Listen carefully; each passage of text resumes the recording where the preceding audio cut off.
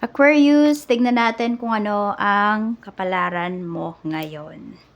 So, tignan muna natin yung energy. Yung ganap. Kung hindi pa po kayo nakasubscribe dito sa ating channel, please subscribe na po kayo. And pa-like na din po ng ating video. At sa mga nais pong mag-avail ng ating private readings, ng ating Evil Eye Amulet Necklace, at ng ating Kiars Bracelet, makikita nyo po yung link sa description box. Tarot Intentions by Aliana Reyes.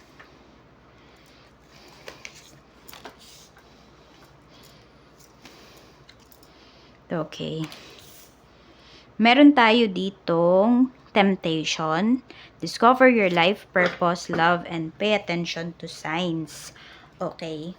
So, pwede po na yung iba sa inyo nasa tamang path na kayo, nasa tamang career path na kayo, nahanap nyo na yung life purpose ninyo, pero may mga temptations pa rin na pumapaligid po sa inyo, no?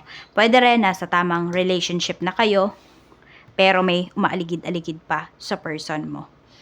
Sabi dito, yan, pay attention to signs. So, baka po, nakikita ninyo, baka may pagbabago dun sa person nyo, Yun, kasi pwedeng natetempt siya. Oo, meron dito. Natetempt. Sabi dito, discover your life purpose. So, for some of you po, pwedeng ngayong araw, ayan, may biglang opportunity. Actually, hindi siya bigla Hindi yun coincidence lamang. Kundi, nakaplano po yan. So, pwedeng ngayong araw nyo malaman, 'di ba? Or meron kayong ma-discover sa sarili ninyo, sa career ninyo, sa kakayahan po ninyo, at pwede yung masabi na, uy, parang ito talaga yung gusto ko. Parang you are longing for this. Parang you feel, parang you feel familiar pagdating dun sa opportunity na i-offer sa'yo ngayong araw. Tignan natin, ano pa yung mensahe. Mensahe pa po natin for Aquarius Spirit Guide. We have hello morning. So, marami ba sa inyo is morning person? Ayan, coffee is life. Coffee is life. Check natin your energy. So, ito yung napaperceive ng ibang tao pagdating sa'yo. Or ito yung napoproject mo sa kanila. Diba? Yung akala nila ganito ka, ganyan. Tignan natin, Aquarius. Sun, Moon, Rising, and Venus. Tignan natin. This is for you.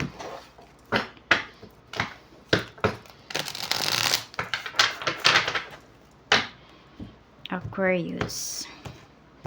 Okay. We have strength. Ayan, malakas. Malakas. Yan talaga yung napaperceive mo, no? Na isa kang malakas na tao, matatag, may kakayahan, pwedeng pang financial. Tignan natin. Kaya lang meron din dito, no? Naakala nila na snob. So, may mga natatarayan sa'yo dito, may mga nasusupladuhan sa'yo dito. Aquarius. Tignan natin. So, iba sa inyo, pwedeng magaling kayong kumanta. Or pwedeng madalas kayong nai-invite din sa mga, meron dito host. Mga ganyan. Or pwede rin may nagbabanda dito. Tignan natin. Energy naman ng mga tao around you. Energies around you, we have the Magician, okay? Medyo madaming manloloko sa paligid mo, Aquarius, kaya mag-iingat-ingat ka. No, may mga tao dito na parang handa nilang gawin lahat, makuha lang nila yung gusto nila. May ganyan po. Kaya mag-iingat, no? With this energy, the Magician.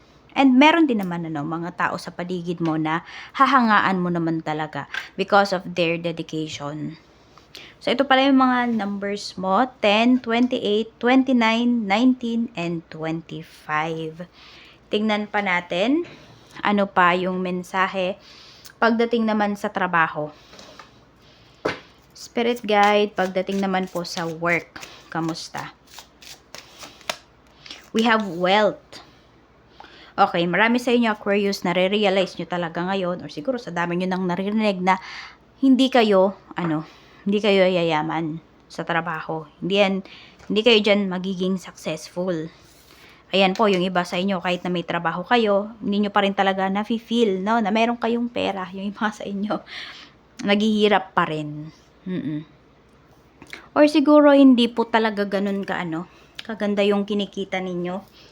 Sabi dito naman, you are moving towards real wealth and prosperity. Pero hindi siya nangyayari. So, for some of you, feeling stuck kayo dito sa inyong trabaho. Aquarius. Resources, be grateful for what you have and save something for the future. Use wisely and as needed. So, meron dito pinapakita magastos. No, hindi naman siguro sobrang liit yung kinikita nyo, pero magastos lang talaga yung iba sa inyo. For some of you naman, hindi po talaga kayo dito uunlad sa inyong trabaho. Kaya, pwede rin, ayan, titignan nyo, ano pa ba yung, sabi ko nga, diba, pwedeng may opportunity ngayon na dumating sa inyo, may offer sa inyo, at masasabi mo na yun yung life purpose mo. Kaya, be open-minded po. Pagdating dito, ayan, sinasabihan po talaga kayo dito, marami sa inyo, hindi kayo sa trabaho ninyo yayaman. Pwedeng just enough para makasurvive po kayo. Tignan natin pagdating naman sa kaperahan. Spirit guide, pagdating po sa kaperahan, kamusta po si Aquarius? We have 5 of coins. Ayan nga. May mga utang ba kayo, Aquarius? Or for some of you dito, parang 80% of your money, wala na.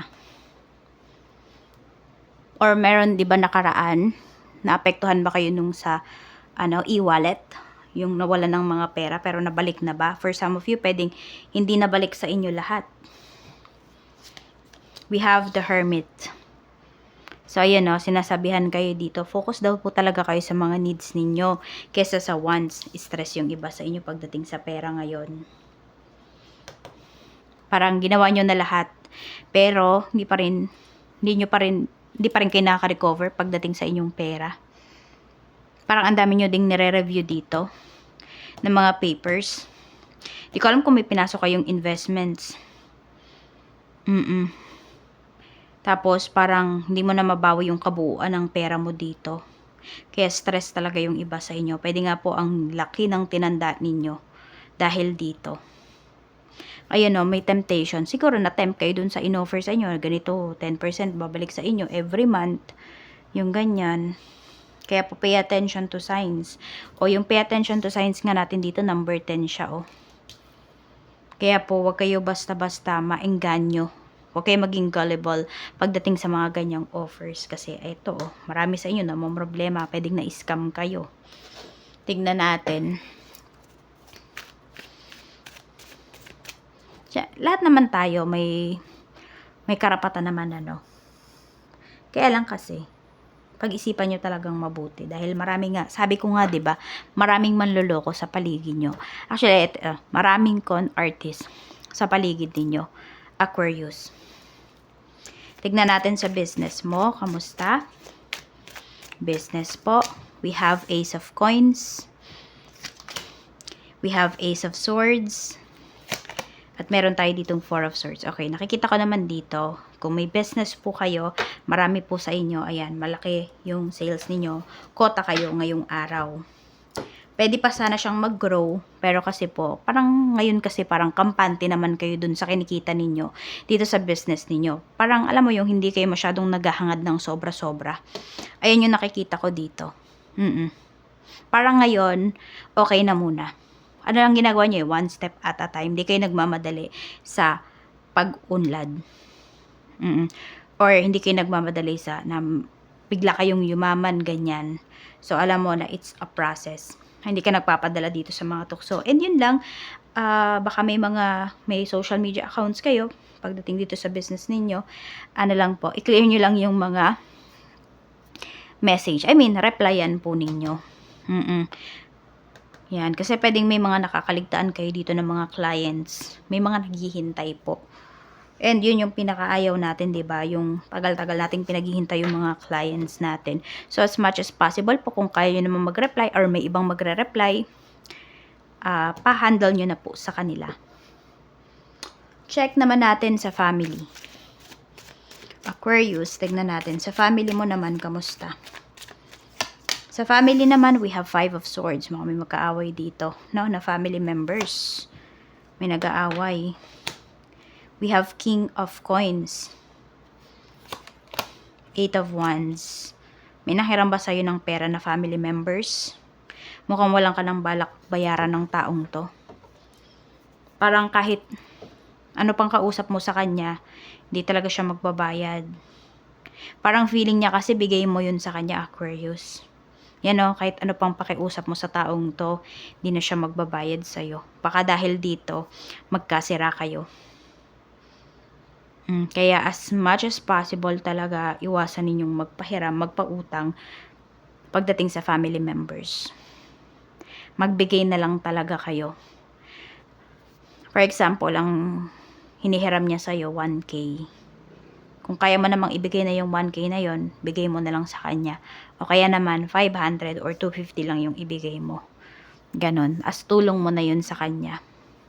Kasi, ito po, possible talaga may nakakaaway kayo dito because of pera. Tingnan natin. Pwede nga ito yun, yung kaugnayan sa pera mo. Ito din yun. Ito nangyari sa family. Or pwede rin, merong malaking utang yung family mo na ikaw yung nagbabayad. Ikaw yung nagsho-shoulder. Pwede rin ganon. Sa friends naman, we have Queen of Coins. Yan, baka may makasalubong ka na friend sa market. 8 of Coins. We have Ace of Wands. Ayan, meron ka makakasalubong dito na kumare, kumpare. Kahit saan man yan. Pwedeng, pero mas maano kasi sa market. Yes po. Ito naman, parang medyo mapapaisip ka. I don't know kung yung kumare mo ba na yun o yung tao na yun, kumpare mo ba yung mapapaisip. Baka kasi akala hindi ka nagtatrabaho. Ayan. Pero nabibili nyo yung mga gusto nyo. Pwede rin naman ganon. Or the other way around. Makikita mo yung tao na to, na, tamad. Aquarius, or alam mo na parang wala namang trabaho yung mga to, ganito, ganyan. Mapapag-isipan mo ng masama. Knight of Coins. Okay, kasi meron silang other source of income. Ayan po, kaya wag kang mag-isip ng masama dito towards your kapwa. Okay lang yan. Lahat naman ng hindi man lahat ng tao, pero siguro lahat ng tao, or almost mga tao, mga judgmental. Ikaw din, nadjudge ka rin. Ikaw din, nadjudge ka. So, yan. Yan po. Yan lang yung pinapakita dito. Kaya, wag niyo pag-isipan kasi pwedeng may other source of income sila. Wala, labas na tayo dyan. Aquarius, kung malinis ba yan, or illegal yung pinagkakakitaan ng tao na to. Kasi may nasasabi din naman yan sa'yo. Hindi ka lang siguro kampante sa energy ng tao na to, na makakasalubong mo, ng friend mo na to. Tignan natin. Or baka nga may request pa pala siya sa'yo. Ayun pala yung iba sa inyo, may request. 'Di ba sabi ko dito, pwedeng ayan, nakita niyo naman yung card na to. Pwedeng kasama niya yung anak niya. Baka inaanak mo yung anak nito. No, inaanak mo. So, baka may ipabili pa sa'yo pala. Ayun, kaya parang siguro mapapaisip ka, or baka alam mo na meron nga silang okay naman yung pamumuhay nila, ganyan. Siguro naglalambing lang. Tignan natin sa love life naman. Love life naman po, Spirit Guide. Kamusta sa Aquarius? We have 2 of Wands. Tingnan natin, ha. We have 9 of Cups. Mukhang excited yung iba sa inyo dito. You are looking forward for this to happen. So, pwede makikita na kayo ng person mo. We have the Magician. Ginawa nito lahat or ginawa mo lahat para magkita kayo. We have Knight of Wands. Actually, siya din. Na-excite na dito. Tignan mo, parang parehas kayo ng tinitignan, hindi ba? Ayan po. So, pwede magkakaroon na kayo ng time together. Okay. Ayan po. Happy naman kayo. Ayun yung pinapakita dito. But let's see ha. Tingnan natin ano tong dark confessions ng person mo. Or could be your dark confessions for your person. Kuha lang tayo dito. Tignan natin yung energy na makukuha natin.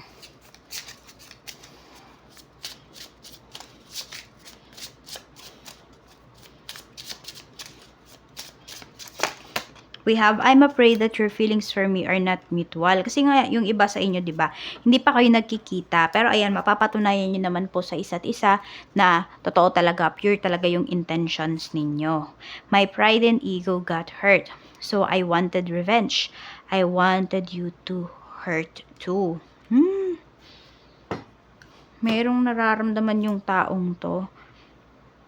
Gusto kanyang gantihan. Ano bang ginawa mo sa taong to? Or ano ba yung ginawa sa'yo nung taong to? Because we have the magician. Baka naman meron dito, ha, yung iba sa inyo, ha.